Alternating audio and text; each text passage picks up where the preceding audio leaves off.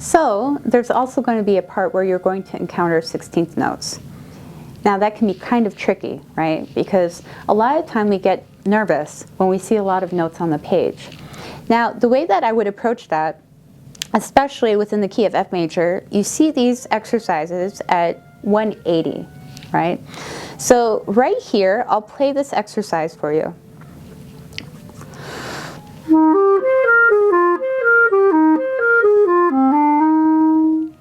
Now, similar to what we talked about before with the earlier exercises, it's important to make sure that you use the patterns. I'm going to repeat myself to emphasize this point. Typically, to really make sure that you ingrain it, each pattern, the more advanced you get, should be played 5 times or perhaps 6 times, depending on your ability to be able to really internalize the technique. Now, for the purposes of daily life, sometimes I have students who are very busy.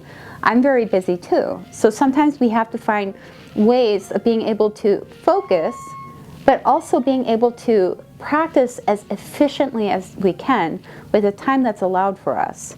So I'm going to use 180 using the different patterns that I've discussed.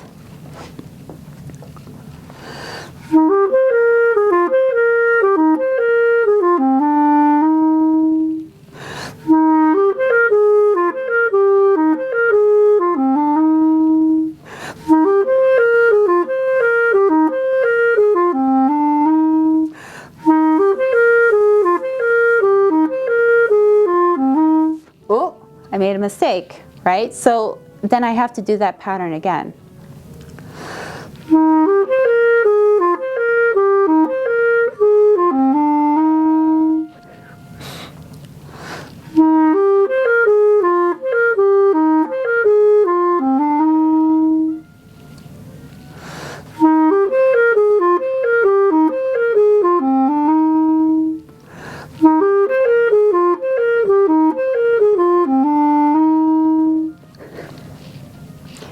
So as you can see, it's pretty straightforward in regards to being able to practice these.